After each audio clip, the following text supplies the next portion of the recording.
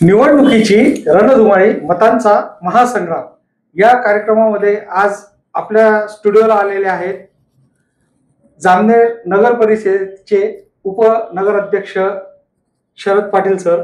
Sir, आपलं स्वागत आहे या कार्यक्रमामध्ये. अगदी नमस्कार.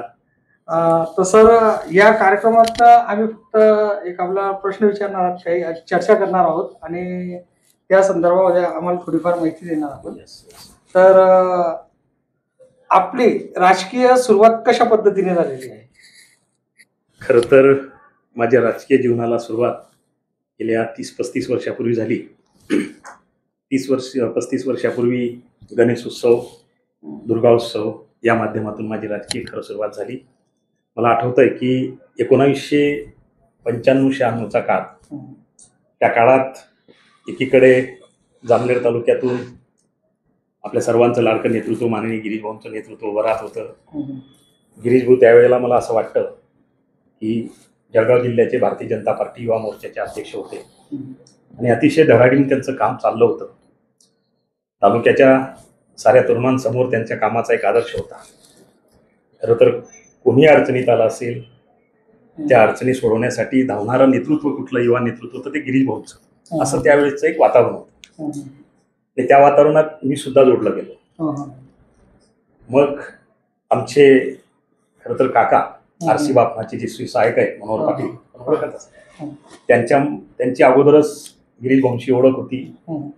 गिरीश भाऊ त्यावेळेला मला असं वाटतं जामनेर शहराचे सरपंच होते. सरपंचच्या आधी पण त्यावेळेस जवळपास आपल्या साधनाताई जिल्हा परिषद सदस्या म्हणून निवडून आल्या होत्या आणि भाऊंचं काम अगदी जोरात चाललं होतं. आणि त्याच काळात मी पण भाऊंना जोडलो आणि भाऊंची कामाची पद्धत, भाऊंचं जनतेसाठी धावत जाणं, जनहिताचे कामं करणे, कोणी संकटात असेल, दुःखात असेल, कोणी म्हणजे सुखात दुःखात धावणारा नेता म्हणून त्यावेळेचीच खरं भाऊंची सुरुवात. आणि त्यावेळेस मी पण भाऊंना जुडलो आणि भाऊंची कामाची पद्धत माझ्यासुद्धा समोर होती आणि मी त्यामध्ये एक गोडी माझी सुरुवात झाली आणि मी पण काम करायला लागलो. तसं तर आम्ही श्रीराम मित्र मंडळाची स्थापना मोवाडीला केली आणि मग श्रीराम मित्र मंडळाची स्थापना झाल्यानंतर तिथं गणेशोत्सव आणि मग गणपती स्थापनेला आपले गिरीश भाऊंना आम्ही बोलवायचो. सतीश भाऊ शर्मा, कैलासवासी शर्मा जे आहेत सतीश भाऊ, ते देखील यायचे, शिवाजी नाना यायचे आणि मग अशा पद्धतीनं एक राजकीय जीवनाला, खरं तर राजकीय जीवनापेक्षा जनसेवेच्या पर्वाला त्या ठिकाणी माझी सुद्धा एक सुरुवात झाली. चला, जनतेची कामं करायची, भाऊ करतात तसं आपणही करू. आणि करत असतानाच मलाही राजकारणाची गोडी लागली. मग भाऊंच्या आपल्या भारतीय जनता पार्टीच्या शाखा ओपनिंगसाठी सुद्धा आम्ही फिरलो. मोवाडीची शाखा ओपन झाली, इथंही मला भाऊंनी शाखा अध्यक्षाची जबाबदारी दिली. त्याच्यानंतर अनेक आमच्या पंचकृषीमध्ये आपल्या भारतीय जनता पार्टीच्या त्यावेळी शाखा ओपन झाल्या, त्यामध्ये सुद्धा मी आपल्या सगळ्या सहकाऱ्यांच्या सोबत हिरीने भाग घेतला. प्रत्येक गावात मकडास खेळा असेल, करमाड असेल, देवपिंपरी असेल, आता तुकारामदादांची देवपिंपरी, तिथं नेरी गाव असेल, तिथं सुद्धा शाखा स्थापना करायला आम्ही सगळी तरुण मंडळी तिथं जायचो आणि भाऊसोबत काम करायचो. आणि सर, मग हा जो प्रवास आपला झाला तर आपणच म्हणजे खासदार ईश्वरलाल जैन जे बाबूजी म्हणून त्यांची ओळख आहे तालुक्यामध्ये आणि त्यांचे देखील आपण एकदम निकटवर्ती होते. तर कसं काय? अगदी बरोबर आहे. त्या राजकीय माझ्या प्रवासाला वळण लागलं. ते वळण लागण्याचं कारण असं घडलं की मी मुळात MSc झालेलो आणि MSc झाल्यानंतर मी तसं तर मूळतः मध्यम वर्गातून येतो, एक सर्वसामान्य कुटुंबातून मी आलेलो आणि वडील वारलेले. खरं तर आईने आणि मोठ्या भावाने संगोपन केलं आणि MSc झालो. MSc झाल्यानंतर फिजिक्समधनं MSc केलं आणि केल्यानंतर आपल्या जामनेरला इंद्राबाई ललवडीला आमच्या शाळेला जागा निघाली आणि तिथं ज्युनियर कॉलेजची स्थापना झाल्यानंतर फिजिक्स भौतिकशास्त्र या विषयासाठी प्राध्यापकाची पोस्ट होती आणि तिथं माझा इंटरव्ह्यू झाला. तो इंटरव्ह्यू अतिशय छान झाला आणि त्या मुलाखतीच्या मेरिटनुसार मला बाबूजींनी सिलेक्ट केलं. स्वतः बाबूजी त्या ठिकाणी सिलेक्शनला होते आणि एक्सपर्ट, संबंधित फिजिक्सचे एक्सपर्ट पण होते. त्यांनी मला सिलेक्ट केलं, मला नोकरीवरती घेतलं. तसं तर मी बीएड नव्हतो तरी देखील घेतलं. घेतल्यानंतर फक्त मेरिट बेसवरती घ्यायचे, कुठलंही डोनेशन वगैरे नाही, मेरिट बेसवर घ्यायचे. घेतल्यानंतर त्या ठिकाणी नंतर मी भाऊंना भेटायला गेलो, सतीश भाऊंना भेटायला गेलो की भाऊ असं असं झालंय, मला तिथं नोकरी लागली आहे आणि मला त्यांनी सिलेक्ट केलं आहे. तर मला असं वाटतं मी जर राजकीय माझा विचार हा भाजपाचा आहे आणि जी संस्था जिथं मी लागलोय आदरणीय बाबूजींकडे, बाबूजी काँग्रेस विचाराचे, तर आता कसं होईल? तर मला असं वाटतं भाऊ मी तिथं न गेलेलं बरं, कारण जर मी पुन्हा तिथं जॉईन झालो तर मला माझा हा भारतीय जनता पार्टीचा राजकीय विचार सोडावा लागेल, आणि म्हणून भाऊ मला असं वाटतं मी तिथं न गेलेलं बरं. तर बघूया पुढे दुसरी कुठं लागत असेल तर भाऊनी मला त्यावेळेस अतिशय उदारमताने सांगितलं की नाही, आपण असं करायचं नाही शरद, तू सुद्धा एक सर्वसामान्य कुटुंबातून येतोय, आपण सगळेजण सोबत काम करतोय, पण आज आपल्याला नोकरी लागते, आपल्याला रोजगार मिळतोय, तर तू नोकरीला प्राधान्य दिलं पाहिजे. आपला राजकीय विचार काय करायचं ते आपण बघू, पण तू आधी ती नोकरी जॉईन कर, आपली पोटा पाण्याची जी व्यवस्था आहे ती आधी अगोदर त्याच्याकडे लक्ष दे. आणि म्हणून भाऊंनी आदेश दिला की तू नोकरी जॉईन केल्यानंतर आपल्या इंदिराबाई ललवानीमध्ये जे काही मला जबाबदारी भौतिकशास्त्राची त्याला न्याय देण्याचा प्रयत्न निश्चितपणे केला, आजपर्यंत करतोय.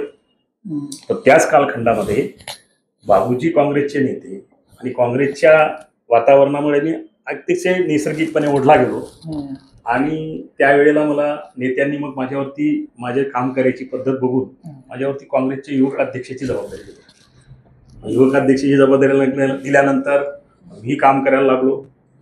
त्या युवक अध्यक्षाच्या जबाबदारीला अभिप्रेत असलेलं काम, जनतेचे प्रश्न सोडवायचे, मग तहसीलमधले प्रश्न असतील, पंचायत समितीचे प्रश्न असतील, या संदर्भात मध्ये मोहनभाऊ चांगले त्या संदर्भात त्यांना जाणकार आहे. आणि त्यावेळेला मग दवाखान्याचे काम असो, समोर गिरीश भाऊंचं सोबत काम केलं असल्यामुळे मला त्या गोष्टीचा निश्चितपणे त्याची गोडी होती, आणि भाऊंच्या कामाची पद्धत मी पाहिली होती. मी पण त्याच पद्धतीने जामनेर तालुका काँग्रेसचा युवक अध्यक्ष म्हणून काम करू लागलो. लोकांची प्रश्न सोडवायला आनंद भेटत होता, आणि मग पर्यायी मी पुन्हा अजून खोलात काँग्रेस विचारात गेलो. आणि नंतर मग काँग्रेसचं विभाजन झालं. काँग्रेसचं विभाजन झाल्यानंतर राष्ट्रवादी काँग्रेस झाली. नंतर राष्ट्रवादी काँग्रेसचं सुद्धा युवक अध्यक्षाचं पद मला बाबूजींनी त्यावेळेस दिलं, आणि पुन्हा त्या युवक अध्यक्षाचं राष्ट्रवादीचं पद सांभाळत असताना पुन्हा जनतेची कामं, पुन्हा गावापर्यंत जाऊन त्या ठिकाणी आपल्या पक्षाचे विचार पोचवणे, प्रामाणिकपणे पोचवणे, लोकांची अडीअडचणी सोडवणे, यामध्ये सतत मी जवळपास 20 वर्ष काम. आणि एक वेळ अशी होती की आपण गिरीश महाजनांचे अगदी प्रतिस्पर्धी म्हणून की आपली बैठक अजितदादा पवार यांच्याकडे झाली होती. त्यावेळेला आपण विधानसभेचे उमेदवार म्हणून त्या मागणीसाठी त्या ठिकाणी गेले होते. मग त्या प्रसंगी काय घडलं होतं की आपल्याला उमेदवारी नाही मिळाली, म्हणजे नेमकं सांगता येईल आपल्याला काय? खरं तर असं घडलं की ज्या वेळेला हे काम करत होतो, कामामुळं जनतेचा आशीर्वाद मिळत होता, तशा पद्धतीचं संपूर्ण तालुक्यात वातावरणही तयार झालं होतं, आणि आपण सुद्धा विधानसभा लढवावी असा एक जनतेचा त्यामध्ये निश्चितपणाने ओढा होता किंवा आपण विधानसभा लढवावी, कारण आपण चांगल्या पद्धतीचं काम करतोय. आणि म्हणून मी देखील मग त्या ठिकाणी राष्ट्रवादी काँग्रेस पक्षाच्या माध्यमातून इच्छुक होतो, विधानसभेचा इच्छुक म्हणून मी त्या ठिकाणी समोर होतो. खरं तर ते जनतेच्या मनात होतं, परंतु तिथं वरती आपल्या जे आमचे त्यावेळेला ईश्वरबाबूजी नेते होते, ईश्वरबाबूजींचा आणि शरद पवार साहेबांचं अतिशय घनिष्ठ संबंध, आणि ईश्वरबाबूजी हे शरद पवार साहेबांचे विश्वासू होते, त्यामुळं ईश्वरबाबूजी सांगतील त्यांनाच ती उमेदवारी मिळणार होती. परंतु त्यावेळेला मी खूप प्रयत्न केले, तो आता मी त्याच्यात खोलात जाणार नाही, कारण तो विषय आता भूतकाळाचा झाला आहे. शेवटी प्रयत्न करून मला काही उमेदवारी मिळाली नाही, त्यावेळेस थांबावं लागलं. 2004चा तो काळ, नंतर 2004 नंतर पुन्हा 2009लाही इच्छुक होतो, परंतु तो मतदारसंघ काँग्रेसला गेला, आणि मग त्यावेळेला संजय दादा गरुड लढले, आणि मग 2014ला पुन्हा इच्छुक राहिलो, परंतु त्यावेळेस देखील DK दादा पाटलांना त्यावेळेस उमेदवारी भेटली. असा एक प्रवास, जवळपास 20 वर्षाचा प्रवास आपला भाजपामध्ये. नंतर कसा प्रवेश कसा झाला? प्रवास झाल्यानंतर जवळपास काँग्रेस राष्ट्रवादी असं दोघं विचार श्रेणीमध्ये मी जवळपास 20 वर्ष काम केलं, आणि काम करताना पक्षाचे विचार ते सांभाळूनच केलं. अतिशय प्रामाणिक पद्धतीनं राष्ट्रवादी काँग्रेसमध्ये असताना काम केलं, काँग्रेसमध्ये असताना काम केलं. हे करत असताना मनात एवढंच ध्येय होतं की जनसेवा करायची पक्षाच्या माध्यमातून, कारण त्या कालखंडामध्ये जवळपास विकास म्हणजे सरकार राष्ट्रवादी आणि काँग्रेसचंच होतं, आणि मग सरकारच्या माध्यमातून, बाबूजींच्या माध्यमातून आणि संबंधित त्या वेळेला जे काही पालकमंत्री असायचे, संबंधित मंत्री आणि विशेषतः अजितदादा यांच्या माध्यमातून जेवढं काही जनतेसाठी करता येईल, गावागावाचे प्रश्न कसे सोडवता येतील, गावागावाचे जे काही सरपंच असायचे त्यांच्या माध्यमातून त्या संबंधित गावाचा सर्वांगीण विकास करण्यासाठी जे काही ते कामं घेऊन यायचे, ते अग्रणी ठेवून आम्ही त्या ठिकाणी काम करायचो आणि सगळ्या सहकाऱ्यांचं देखील सहकार्य मिळायचं, अनेकांचा त्यामध्ये पाठिंबा राहायचा. परंतु प्रत्येक वेळेला वेळ यायची, उमेदवारी भेटायची नाही, प्रत्येक वेळेला त्या ठिकाणी नाकारलं जायचं. मग असा तो नाकारला जाण्याचा प्रवास जो आहे तो जवळपास 20 वर्ष चालला. आणि हा प्रवास जो आहे हा समोरून गिरीश भाऊ बघत होते. अच्छा, सर्वांचं लाडकं नेतृत्व जे आहे त्या नेतृत्वाच्या आपल्याला मला माझ्या माहितीनुसार म्हणजे जसं कळतंय की नगर परिषद आता आपण ज्या निवडणुका होऊ घातलेल्या आहेत त्याकडे येऊ की नगर परिषदेला देखील आपल्या सोबत कारण मी भाजपामध्ये कसं आलो ते सांगितलं पाहिजे. म्हणून कसं आहे 20 वर्षाचा हा प्रवास चालला. पण हा प्रवास खरं तर माननीय नामदार गिरीश भाऊ बघत होते आणि गिरीश भाऊ हे फार म्हणजे चाणाक्ष आहेत. त्यांना चांगल्या कार्यकर्त्याची निश्चित गोडी आहे आणि म्हणून भाऊ मला 2 वेळेस भेटले की अरे बाबा शरद तू किती दिवस तिकडे काम करतो, हे सगळे काम जे तू करतोय हे इकडे आपल्या भारतीय जनता पार्टीत कर, माझ्यासोबत काम कर, निश्चितपणे आपण चांगल्या पद्धतीनं काम करू. आणि मला देखील असं वाटायला लागलं की इथं जर कायमच नाकारलं जात असेल आणि प्रस्थापितांनाच जर न्याय मिळत असेल तर आता आपण कुठेतरी विचार केला पाहिजे. आणि म्हणून भाऊंचं जे आव्हान होतं आम्हाला आम्ही ते स्वीकारलं आणि माझ्या सहित माझे सारे सहकारी, अनेक सहकारी, मग काँग्रेसचे आपले अजय पाटील असतील, मुरली शेत असतील, अरुण पाटील असतील, अजून आपले सुदाम नाईक म्हणून आहेत ते असतील, अशा अनेक पदाधिकारी त्या ठिकाणी आम्ही जवळपास 26 पदाधिकाऱ्यांनी त्या ठिकाणी 9 वर्षापूर्वी त्या ठिकाणी भारतीय जनता पार्टीत आपल्या सर्वांचं लाडकं नेतृत्व, महाराष्ट्र राज्याचे जलसंपदा मंत्री, ज्यांना महाराष्ट्राची सारी जनता संकटमोचक म्हणून मानते, महाराष्ट्राची सारी जनता ज्यांच्याकडे वेगळ्या अपेक्षेने बघते, अशा गिरीश भाऊंच्या नेतृत्वाखाली आणि महाराष्ट्र राज्याचे त्यावेळेचे तत्कालीन मुख्यमंत्री देवेंद्रजी फडणवीस साहेब यांच्या उपस्थितीत, त्यांच्या शुभ हस्ते आणि गिरीश भाऊंच्या शुभ हस्ते आम्ही मुंबईला त्या ठिकाणी भारतीय जनता पार्टीत प्रवेश केला. तो जो प्रवेश सोहळा होता तो अगदी घाईत झाला. मला असं माहिती आहे की आपला डायरेक्ट म्हणजे जो प्रवेश सोहळा झाला तो एअरपोर्टवरच झाला असं म्हणायला हरकत नाही. कारण खरंय, अगदी खरंय, तो एअरपोर्टवरच झाला. त्याचं कारण असं आहे की सर्व भारतीय जनता पार्टी पदाधिकाऱ्यांनी इकडच्या पदाधिकाऱ्यांची अशी इच्छा होती की काही करायचंय पण लवकर प्राध्यापक शरद पाटील आणि त्यांचे सारे सहकारी अजय पाटील असतील, मुंडियावा असतील, जे असतील ते सगळे यांचा लवकर प्रवेश करा, म्हणजे आपल्याला एक त्यांना लवकरात लवकर भारतीय जनता पार्टीचा विचार त्यांना आपल्याला देता येईल आणि आपल्या भारतीय जनता पार्टीत ही मंडळी सगळी येऊन आपण आपल्या पक्षाचं पुन्हा एकदा जोरात काम करूया आणि म्हणून लवकर प्रवेश झाला पाहिजे.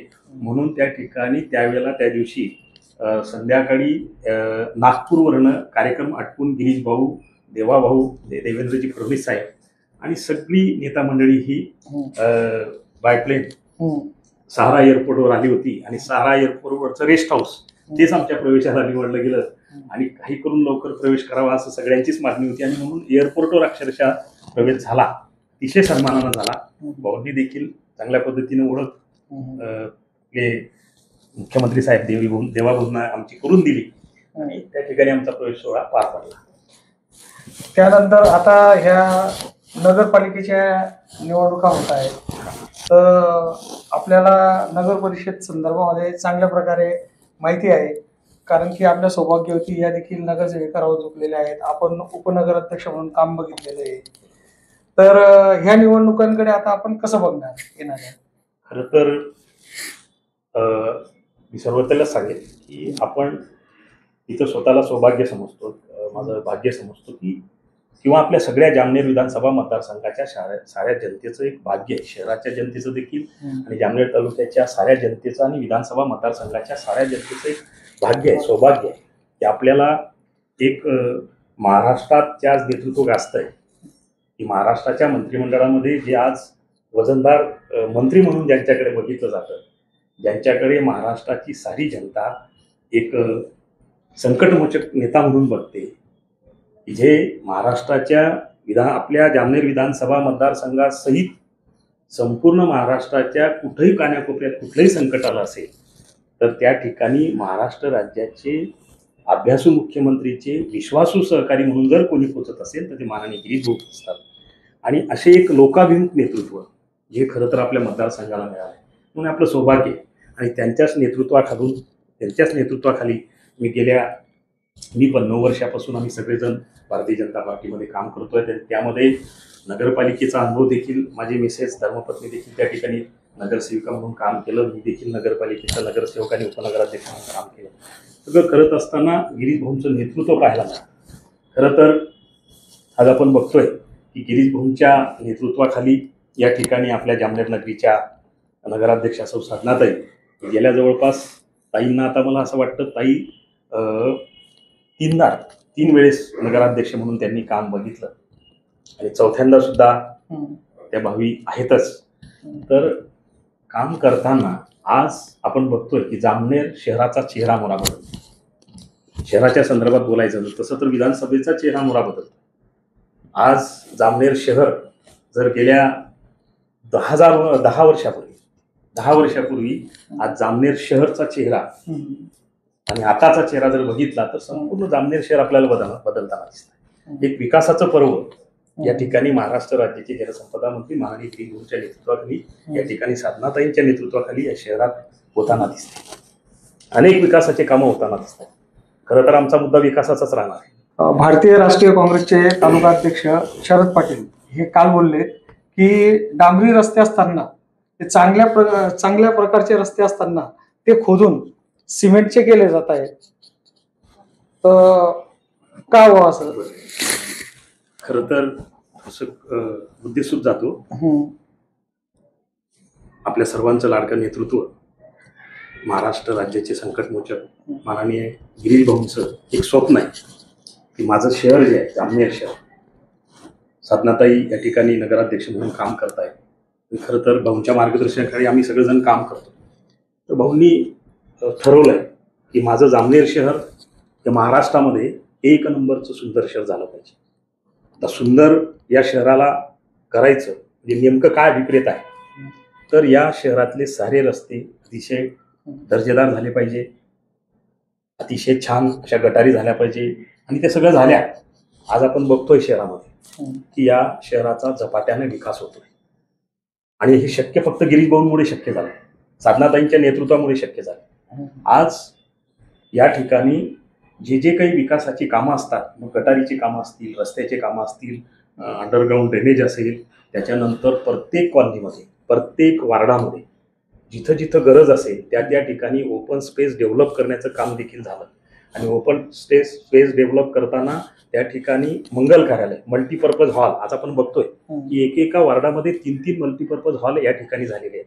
आणि म्हणून आपल्या ह्या जामनेर शहरकरांसाठी कुठलेही सांस्कृतिक कार्यक्रम असतील किंवा लग्नाचा समारंभ असेल किंवा छोटे मोठे जेही कार्यक्रम असतील, त्या कार्यक्रमाला जागा नव्हती किंवा तशी व्यवस्था नव्हती. या साऱ्या व्यवस्था अद्यावतपणे या ठिकाणी प्रत्येक कॉलन्यांमध्ये केल्या आहे. आणि आपल्या इकडल्या हिंदू बहुलमध्ये भागांमध्ये करत असताना त्याच वेळेस आपल्या मुस्लिम बांधव ज्या भागात राहतात त्या मुस्लिम भागांमध्ये सुद्धा एवढ्याच ताकदीचा न्याय, तिथं सुद्धा ह्याच पद्धतीचा विकास त्या ठिकाणी झाला. तिथं सुद्धा सगळ्या ठिकाणी मंगल कार्यालय झाले, शादीखाने झाले, सगळे झाले त्या ठिकाणी. आणि रस्ती दर्जा झाले, गटारी झाल्या, सगळी कामं अतिशय छान पद्धतीने या ठिकाणी होत आहेत. आणि कुठंतरी आपल्या या शहराचा गिरीश भाऊंच्या नेतृत्वाखाली आणि साधनाताईंच्या नेतृत्वाखाली या ठिकाणी झपाट्यानं विकास होताना हे वस्तुस्थिती आहे. आता राहिला प्रश्न, अध्यक्षांनी जो आरोप केला, काँग्रेसचे अध्यक्ष जे आहेत त्यांनी, किंवा डांबरीकरण झालेलं असताना, डांबरी रस्ते असताना कॉन्क्रिटीकरण का करतायत, त्याचं कारण असं आहे की डांबरीकरण रस्ते करत असताना अनुभव असा आला की त्या ठिकाणी पाऊस पडला की पाऊस पडल्याने तो डांबरी रस्ता खराब होतो, पुन्हा त्याला खड्डे पडतात, म्हणजे त्याचं आयुष्य अतिशय कमी आहे. जे दर्जेदारपणाचे रस्ते व्हावेत, अतिशय उच्च दर्जाचे रस्ते आपल्या शहरामध्ये झाले पाहिजे, ही मानस, ही अपेक्षा भाऊंची आहे.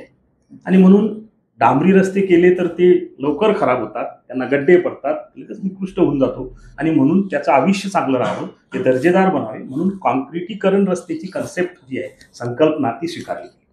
आणि म्हणून स्पेशल तेवढ्यासाठी 200 ते 300, 400 कोटीचा निधी भाऊंनी या ठिकाणी आणला. आणि आज आपण बघतोय संपूर्ण शहरामध्ये कॉन्क्रिटीकरण होताना आपल्याला दिसतंय. आणि म्हणून त्यामागे विकासाची दृष्टी आहे. आता यांना, विरोधकांना ती कशी वाटते हा त्यांचा प्रश्न आहे, परंतु भाऊंना या शहराला 1 नंबरचं सुंदर शहर आहे महाराष्ट्रामध्ये करायचं आहे.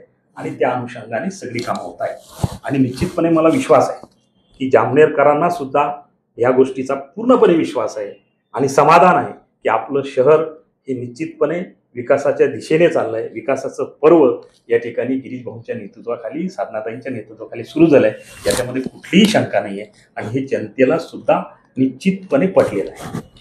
त्याचबरोबर डॉक्टर प्रशांत पाटील आहेत, त्यांनी देखील हातगाडीच्या संदर्भामध्ये शरद पाटलांनी जे म्हणजे टपरीवरचे जे आमदार म्हटले जायचे त्या टपरीधारकांना न्याय दिला नाही गेला नाही बुवा अशा पद्धतीचं ते बोललेले आहेत. तर जे अतिक्रमण धारक आहेत होते त्यांना उठवून त्या ठिकाणी कॉम्प्लेक्स बनवलं गेलं, तर त्यांना गाळे दिले गेले नाही अशा प्रकारचं त्यांचं म्हणणं होतं. आपण काय म्हणणार यावर? त्याच्यामध्ये एवढंच सांगेल की हा खरं तर ते विरोधक म्हणून आरोप करतायत, परंतु असंही मला तरी असं वाटतं की आतापर्यंत भाऊंनी कधी सर्वसामान्य माणसावर अन्याय केला नाही. आणि जे काही आपले लोटगाडी धारक आहेत किंवा जे अतिक्रमण धारक आहेत त्यांनाही देखील न्याय देण्याचा प्रयत्न निश्चित केला आहे.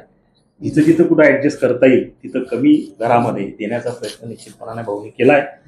आणि आता विरोधक मंडळी जी आहे त्यांना खरं तर कुठले मुद्देच या ठिकाणी शिल्लक राहिले नाही. मी तर असं म्हणेल की आज जरी आपण सर्वे केला महाराष्ट्रामध्ये तर सर्वे केल्यानंतर एक लक्षात येईल की संपूर्ण महाराष्ट्रामध्ये सर्वात जास्त निधी शहरासाठी आणि आपल्या संपूर्ण ग्रामीण भागासाठी जर कोणी आणला असेल तर ते माननीय गिरीश भाऊंनी आणला आहे. ही वस्तुस्थिती आहे.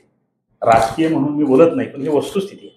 आणि अगोदर त्यांच्याकडे ग्रामविकास खातं होतं, अगोदर त्याच्या जलसंपदा खातं होतं, आता पुन्हा एकदा आपल्याकडे भाऊंच्या रूपाने जलसंपदा खातं आपल्याला मिळालं आहे. प्रत्येक खात्याला न्याय देण्याच्या संदर्भातली भूमिका गिरीश भाऊची राहिली. जलसंपदा खात्याच्या माध्यमातून आमच्या शेतकरी राज्याच्या सिंचनाचे प्रश्न सोडवले पाहिजे. मतदारसंघाचे जामनेर विधानसभा मतदारसंघातील शेतकऱ्यांची सोडत असताना संपूर्ण महाराष्ट्राचे सोडवण्याचा प्रयत्न भाऊ करतायत. त्याच्यानंतर ग्रामविकास खातं आलं. ग्रामविकास खातं आल्यानंतर संपूर्ण महाराष्ट्राच्या ग्रामीण भागाचा चेहरामोहरा बदलण्याचा एकमेव प्रयत्न महाराष्ट्राच्या इतिहासामध्ये जर कुठल्या ग्रामविकास मंत्री साहेबांनी केला असेल तर तो माननीय गिरीश भाऊंनी केला. आतापर्यंत अनेक ग्रामविकास मंत्री आपल्या महाराष्ट्राने पाहिले, परंतु आज आपण जे गिरीश भाऊंच्या रूपाने ग्रामविकास मंत्री पाहिले त्या ग्रामविकास खात्याला एका वेगळ्या मंचीवर नेण्याचं काम माननीय गिरीश भाऊंनी केलं. मला सांगताना आनंद होतोय किरण भाऊ, शहराचा विकास एकीकडे होत असताना जामनेर विधानसभा मतदारसंघाच्या ग्रामीण भागाच्या विकासासाठी गावागावातील अंतर्गत रस्ते, गावागावामध्ये सुद्धा मंगल कार्यालय आणि व्यायामशाळा, तरुणांसाठी अभ्यासिका या साऱ्या प्रश्नाला सोडवण्यासाठी आणि सारे प्रश्नाचं काम होण्यासाठी जवळपास 5,000 कोटीचा निधी भाऊंनी आपल्या जामनेर विधानसभा मतदारसंघासाठी ग्रामविकास खातं सांभाळत असताना आणला आहे. आणि म्हणून हा इतिहास आहे. नाही, आनंदाची गोष्ट आहे की जामनेरकरांच्या विकासासाठी जर एवढा निधी तेवढाच आणला ना. मग तेच सांगतो ना की एकीकडे ग्रामीण भाग यासाठी आणला आणि हजारोच्या सुद्धा 1,000-3,000 कोटीचा निधी आपल्या शहरासाठी सुद्धा आलेला आहे. बरोबर आहे. आज बघताय तुम्ही की आज ड्रेनेजचे कामं, रस्त्याचे कामं आणि आज आपण भोलेनाथाचं मंदिर सोनबर्डी जर आपण बघितलं, सोनबर्डी ती किती छान झाली आहे. तिथं एक सुंदर असं मंदिर की जे संपूर्ण जिल्ह्याच्या पर्यटकांचं आकर्षण बनलंय. श्रद्धेचं आणि पर्यटनाचं एक आकर्षण बनलंय. संपूर्ण जिल्ह्यातील उत्तर महाराष्ट्राची लोक तिथे येतात, तिथं अतिशय श्रद्धेने दर्शन घेतात आणि आपला वेळ तिथं घालवतात. आज ट्रॅक जर बघितला तर मी सांगतो की मेट्रो सिटीला एवढा ट्रॅक नाही, सुंदर ट्रॅक. बरोबर आहे. असा आपल्या तरुणांसाठी, वडीलधाऱ्यांसाठी, आपल्या मध्यमवर्गीयांसाठी, सर्वांसाठी अतिशय सुंदर असा ट्रॅक. मी तर म्हणेल नाशिकला सुद्धा नाही. अशा मोठे मोठे शहर, धुळा असेल, मोठे मोठे शहर की जिथं अशी ट्रॅक नाही आहे. जळगावला सुद्धा असा ट्रॅक नाही आहे. असा सुंदर असा ट्रॅक, 4 किलोमीटरचा ट्रॅक. म्हणजे माझ्या जामनेर शहराच्या जनतेचं आरोग्य सुद्धा सदृढ राहिलं पाहिजे. तरुणांना व्यायाम करायला त्या ठिकाणी मैदान असलं पाहिजे, ट्रॅक असला पाहिजे, त्यांच्यासाठी स्विमिंग ट्रॅक असला पाहिजे. ऑलिम्पिक दर्जाचा स्विमिंग ट्रॅक भाऊंनी त्या ठिकाणी सुरू केला आहे. म्हणजे अतिशय दूरदृष्टी असलेला नेता, अतिशय विजनरी दृष्टिकोन असलेलं नेतृत्व आज आपल्या जामनेर शहराला गिरीश भाऊंच्या रूपाने मिळालं आहे. हे खरं तर मी तर प्रामाणिकपणे सांगेल की माझा राजकीय प्रवास 20 वर्ष राष्ट्रवादीत होता, आता 9 वर्षापासून भाजपमध्ये, आणि या संपूर्ण प्रवासामध्ये मी गिरीश भाऊ सारखा नेता बघितला नाही. एवढा लोकाभिमुख, जनहिताचं काम करणारा, जनकल्याणकारी काम करणारा, सर्वांच्या सुखादुःखात सामील होणारा आणि आरोग्याची सेवा देत असताना कुठलीही राजकीय भेदाभेद न करता विरोधक जरी असेल त्याला आरोग्याची सेवा देण्याचा प्रयत्न गिरीश भाऊ करतात. मी तर म्हणेल महाराष्ट्रात काय देशात सुद्धा असे एवढे आरोग्याची सेवा करणारं नेतृत्व देशात सुद्धा नसेल. एवढं एक मौलिक असं नेतृत्व आपल्याला गिरीश भाऊच्या रूपाने मिळालं. बरोबर आहे. त्याचबरोबर डॉक्टर प्रशांत पाटील यांनी सुशिक्षित बेरोजगार या युवकांसाठी रोजगाराच्या संदर्भातला प्रश्न देखील उपस्थित केलेला होता. तर याबद्दल आपण काय म्हणणार? निश्चितपणे जे तरुण मुलं आहेत, बेरोजगारी निश्चितपणे हा प्रश्न आहेच आणि तो प्रश्न सोडण्यासाठी निश्चितपणे माननीय गिरीश भाऊंनी प्रयत्न सुरू केले आहेत. जर मग आपण बघितलं असेल मागच्या काही कालखंडामध्ये आपली सुप्रीम फॅक्टरी असेल, तिथं सुद्धा पोरांना त्या ठिकाणी रोजगार देण्याचा प्रयत्न भाऊंच्या माध्यमातून होतोय. आणि नंतरच आता नुकतंच रेमंडमध्ये सुद्धा भाऊंच्याच नेतृत्वाला मानणारी त्या ठिकाणी युनियन, तिथं सुद्धा आपल्या मुलांना रेमंडमध्ये सुद्धा रोजगार देण्याचा प्रयत्न त्या ठिकाणी होतोय. आणि या माध्यमातून आपल्या जामनेर शहर आणि जामनेर विधानसभा मतदारसंघातील तरुणांसाठी, बेरोजगारांसाठी त्या ठिकाणी रोजगार मिळवण्यासाठी निश्चितपणे भाऊ प्रयत्न करतायत. आणि सगळ्यात महत्त्वाचं सांगितलं की जामनेर शहराचा विकास आणि ग्रामीण भागाचा विकास, दोघी विभाग जे भाऊंसाठी महत्त्वाचे आहेत. दोघंच विभाग नाही तर संपूर्ण महाराष्ट्र भाऊंसाठी आज महत्त्वाचा आहे. कारण या महाराष्ट्राचे मुख्यमंत्री महोदय आहेत, त्यांचे सर्वात विश्वासू म्हणून आज जर सहकारी मंत्री जर कोण असतील ते आपले गिरीश भाऊ, आपल्यासाठी समाधानाची काय अतिशय आनंदाची बाब आहे. तर आज रोजगारीच्या संदर्भात सांगेल, भाऊंची चर्चा करताना भाऊंनी आम्हाला सर्वांना सांगितलंय की लवकरच आपल्या जामनेर MIDC मध्ये लवकरच भाऊ 2 ते 3 प्रोजेक्ट प्रकल्प या ठिकाणी आणतायत. कापड उद्योग असेल, हा लवकरच आता त्याचा शुभारंभ होणार आहे. आणि तिथून निश्चितपणे 5-10 हजार बेरोजगारी तरुणांचा प्रश्न त्या ठिकाणी मार्गी लागेल. आणि तेवढे मुलांना निश्चितपणे त्या ठिकाणी रोजगार मिळेल आणि 5-10 हजार कुटुंब त्या ठिकाणी पुन्हा ताकदीने उभे राहतील. हा निश्चितपणे भाऊंचा प्रयत्न आहे. पुढचा जो आता टप्पा आहे, आता गावाचा जर आपण विचार केला तर बरेच विकासाचे कामं झालेली दिसत आहेत.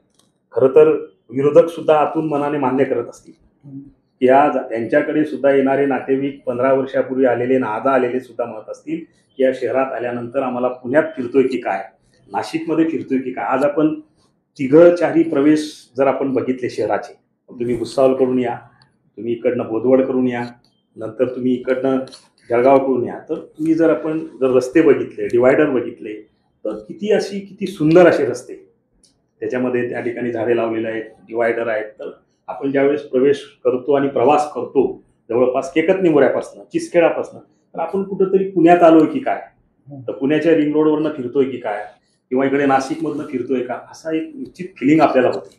आणि म्हणून शहर बदलत आहे, शहर विकासाच्या दिशेने जात आहे, हे मान्यच केलं पाहिजे. आणि ते जे शक्य होत आहे ते गिरीश भाऊंच्या नेतृत्वामुळे आणि साधनाताईंच्या नेतृत्वामुळे.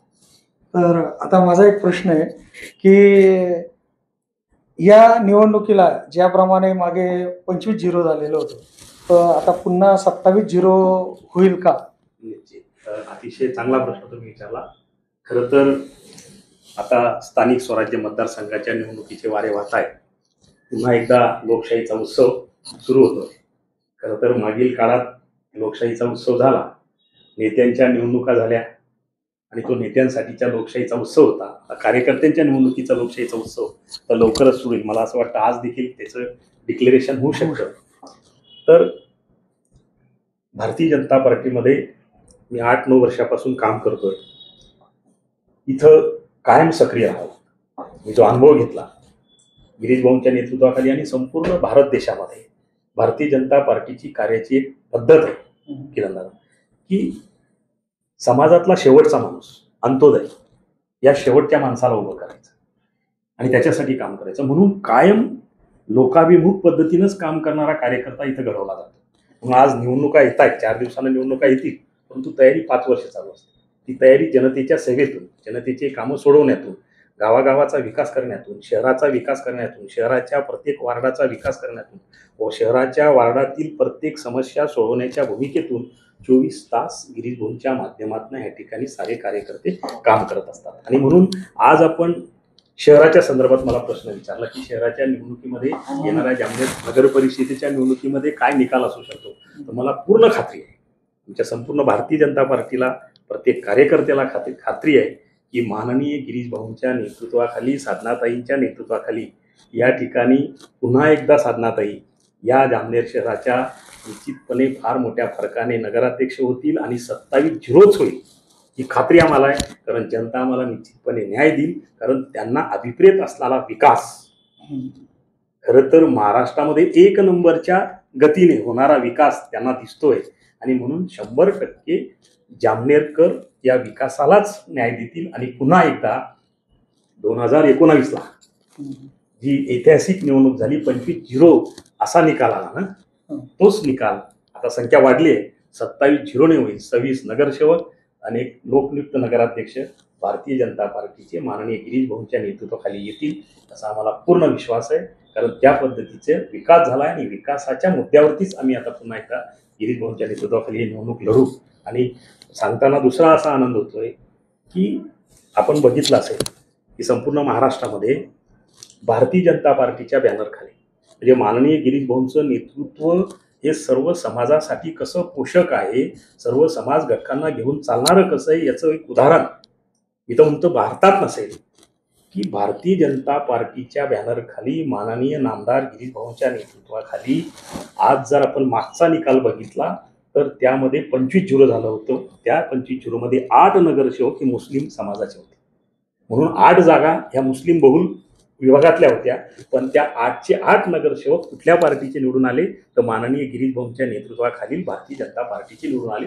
एवढं सामाजिक स्वास्थ्य राखण्याचं काम गिरीश भाऊंच्या नेतृत्वाच्या माध्यमातून या शहरात होत आहे. आणि म्हणून ज्या वेळेला गिरीश भाऊंच्या नेतृत्वाशी निगडीत असलेली निवडणूक येते त्या वेळेला या ठिकाणी गिरीश भाऊंच्याच पारड्यात निश्चितपणे आशीर्वाद दिला जातो. ही आपली परंपरा आहे. तीच परंपरा पुन्हा एकदा जामनेरकर निश्चितपणे जामनेरची जनता त्याच पद्धतीने आशीर्वाद देतील आणि पुन्हा एकदा 27-0 हाच निकाल लागेल. भारतीय जनता पार्टीचे नगराध्यक्षा आणि भारतीय जनता पार्टीचे 26 नगरसेवक पुन्हा निवडून येतील आणि पुन्हा एकदा गिरीश भाऊ ऐतिहासिक विजयाची धनी होतील हीच मला या ठिकाणी खात्री आहे. नाही, आणि हे इनकमिंगमुळे जे इतर पक्षातनं आपल्याकडे पक्षांतर करून भाजपामध्ये येत आहेत तर त्यामुळे थोडाफार काही परिणाम होण्याची शक्यता आहे का, की जे जुने भाजपचे आहेत निष्ठावंत कार्यकर्ते बरोबर ते कुठेतरी थोडंफार नाराजीचा सूर ऐकायला मिळतो.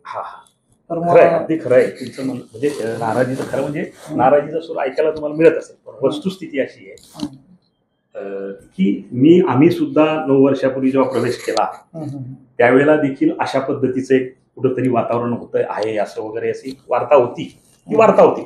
वस्तुस्थिती नव्हती. कारण आम्ही आल्यानंतर या ठिकाणी 25-0 विजय आला. सर्वचे सर्व निवडून आले. मुळात भारतीय जनता पार्टी आणि गिरीश भाऊंचं नेतृत्व मुळात असं आहे, फक्त बाकीच्यांना हा भास होतो. ऍक्च्युली तसं काहीच नसतं. मुळात गिरीश भाऊंकडे एवढ्या पद्धतीची म्हणजे काम करण्याची पद्धत आहे ती सर्वांना अगदी ते समजून घेतात आणि सगळ्यांच्या नाराजी काढण्यात ते सक्षम आहेत. त्यामुळं असं काही घडत नाही. जे घडतं ते प्लसच घडतं, शिवायचंच घडतं आणि यशाच्या संदर्भातलंच घडतं. म्हणून असं कुठलंही काही नाराजी राहत नाही. ज्या भारतीय जनता पार्टीची एक संस्कृती मी पाहिली, बोलताना बोलून देतील, परंतु ज्यावेळेस इलेक्शन असतं आणि ज्यावेळेस निवडणूक असते त्यावेळेला फक्त त्यांच्या नजरेसमोर गिरीश भाऊंचं नेतृत्व आणि कमळ चिन्ह आणि विकास हेच दिसतं. त्यामुळे असा कुठलाही परिणाम होणार नाही. उलट भारतीय जनता पार्टीच्या कार्यकर्त्यांची हीच मानसिकता आहे की आपल्या पक्ष जेवढा वाढवता येईल, जेवढा विस्तारित करता येईल तेवढा करायचा आहे. कारण मुळात भारतीय जनता पार्टीचा अशा पद्धतीची संस्कृती आहे की या देशाचं लाडकं नेतृत्व, या देशाचं तेजस्वी तपस्वी यशस्वी पंतप्रधान नरेंद्रजीभाई मोदी साहेब आणि अमित शाह साहेब यांच्या नेतृत्वाखालील भारतीय जनता पार्टीची ही मानसिकताच आहे की आपल्याला या राष्ट्राला बलशाली करायचं आहे, या राष्ट्राला विकसित राष्ट्र करायचं आहे. आणि म्हणून आपल्याला आता सगळ्यांना सोबत घ्यावं लागेल. सबका साथ, सबका विकास आणि सबका विश्वास या भूमिकेतनं भारतीय जनता पार्टी काम करते. आणि गिरीश भाऊंचा तर प्रश्नच नाही आहे. गिरीश भाऊ तर ते सगळ्या विचाराचे वाहक तर आहेत. आणि गिरीश भाऊंच्या रूपात आम्ही यांना नरेंद्र मोदी साहेब आम्ही गिरीश भाऊंच्या रूपात बघतो, गिरीश भाऊंच्या रूपात आम्ही अमित शहाना बघतो, आम्ही सगळी भारतीय जनता पार्टी आम्ही गिरीश भाऊंच्या रूपात बघतो. आणि सारे कार्यकर्त्यांची मानसिकता सुद्धा येत आहे की जेवढे आपल्या पक्षाला जोडून घेता येतील तेवढे जोडून घ्यायची. कुठलीही नाराजी कुठल्याही कार्यकर्त्यामध्ये नाही. कोणाला कुठं ऍडजस्ट करायचं, कुठल्या त्याच्या क्षमतेप्रमाणे कुठं बसवायचं याची सगळी क्षमता गिरीश भाऊंकडे आहे. गिरीश भाऊंच्या नेतृत्वात ती कलाकारी, समजा गिरीश भाऊंच्या नेतृत्वामध्ये तो गुण आहे. त्यामुळे असा कुठलाही प्रकार होणार नाही. अतिशय सगळेजण आता एवढे संजूदादासारखे सुद्धा आपल्या पक्षात इथं आले आणि अतिशय एकरूप काम करतायत. कुठलीही नाराजी नाही, कुठलंही काही नाही. भारतीय जनता पार्टीमध्ये काम करावं लागतं, सदैव सक्रिय राहावं लागतं. इथं सतत कार्यकर्त्याला सक्रिय ठेवलं जातं भारतीय जनता पार्टीच्या विचाराशी. आणि मुळात भारतीय जनता पार्टीचा एकच मंत्र आहे की राष्ट्र प्रथम राष्ट्र. आणि म्हणून ह्या भूमिकेतून कार्यकर्त्याला इथं घडवलं जातं. कार्यकर्ता कसाही येऊ दे, त्याला अतिशय भारतीय जनता पार्टीला अभिप्रेत असणारा कार्यकर्ता सर्वसामान्य माणसाच्या जीवनामध्ये आनंद आणण्यासाठी काम करणारी आपली भारतीय जनता पार्टी त्याच चौकटीत बसवणारा कार्यकर्ता ते बरोबर घडवतात. त्यामुळे कुठलीही चिंता नाही. अतिशय चांगल्या पद्धतीनं कामकाज होईल. कोणीही नाराज राहणार नाही. भाऊ ज्यांना उमेदवारी देतील त्यांचंच काम सगळेजण करतील. कमळ याच विषय सगळ्यांच्या डोक्यात असतो. हे जसं नगरपालिकेच्या संदर्भात आहे तसं सुद्धा बाकीच्या स्थानिक स्वराज्य मतदारसंघात सुद्धा, मग जिल्हा परिषद असतील, पंचायत समिती असतील, इथे अनेक इच्छुक आहेत. मी सुद्धा त्यातला एक इच्छुक आहे. परंतु कोणाला जरी उमेदवारी मिळाली तरी ज्याला मिळाली तोच आपला उमेदवार, तेच आपलं सर्वस्व. आणि म्हणून सगळेजण याच मानसिकतेत काम करतात, याच भूमिकेतून काम करतात. असा कुठलाही धोका त्या ठिकाणी नाही. धन्यवाद सर. आपण एक चांगल्या प्रकारे आम्हाला मुलाखत दिली आणि प्रेक्षकांना एक आवर्जून सांगणं आहे की जर का अजून काही प्रश्न असतील तर ते प्रश्न आम्हाला फोनद्वारे अथवा प्रत्यक्ष भेटून सांगावे, जेणेकरून त्या प्रश्नांना अजून आपल्याला वाचा फोडता येईल आणि नेते मंडळींकडनं काय शब्द मिळतात, जनतेचे पुढचे प्रश्न कसे सोडवले जातील त्याबद्दलची माहिती देखील जे स्टुडिओला उपस्थित जे चर्चेसाठी येतील त्यांच्याकडनं आपण घेऊ शकू. धन्यवाद.